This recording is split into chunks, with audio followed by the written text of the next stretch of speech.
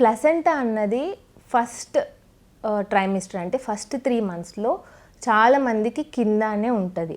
So as the age progress అయ్యే వరకు వీళ్ళలో 50% మందికి ప్లసెంటా అనేది పైకి వెళ్ళిపోతుంది అనమాట.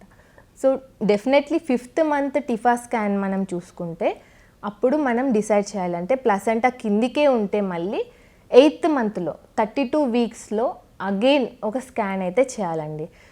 మళ్ళీ 5th month నుంచి 8th month వరకు కూడా వాళ్ళలో మళ్ళీ 50% వాళ్ళకి ప్లసెంటా అన్నది పైకి వెళ్ళిపోతుంది, అంటే ప్లసెంటా మైగ్రేట్ చేస్తుంది. ఓన్లీ 9th month 8th monthలో 32 weeksలో మనం ప్లసెంటా కిందికి ఉంటే దాన్నే మనం ప్లసెంటా ప్రీవియా అని డయాగ్నోస్ చేస్తాం.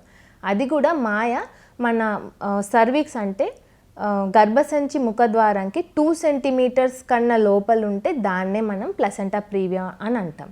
2 centimeters దాటి దూరంగా 3-4 centimeters ఉన్నా కూడా we can try for the normal delivery. So 9th month 8th monthలో కూడా కిందికి ఉంటే అప్పుడు ప్లసెంటా ప్రీవియా అంటాం, అప్పుడు మనం సిజేరియనే చేయాల్సి వస్తుంది. బట్ మాన్యువల్గా మనము ప్లసెంటాని కరెక్ట్ చేయలేమండి. అది గ్రోత్తో పాటు అది పైకి వెళ్ళాలి తప్ప we cannot push the placenta.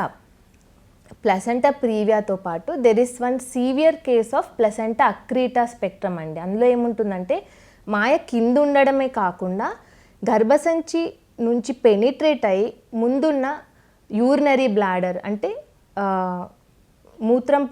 మూత్రం సంచి కూడా అది పెనిట్రేట్ అవుతుంది అన్నమాట. సో అది ఇంకా క్రిటికల్, అందులో చాలా బ్లడ్ లాస్ ఉంటుంది, బ్లడ్స్ ఎక్కించాల్సి వస్తుంది. సో ఈ డిఫికల్ట్ సినేరియోస్లో definitely we have to offer a cesarean because normal delivery is not possible.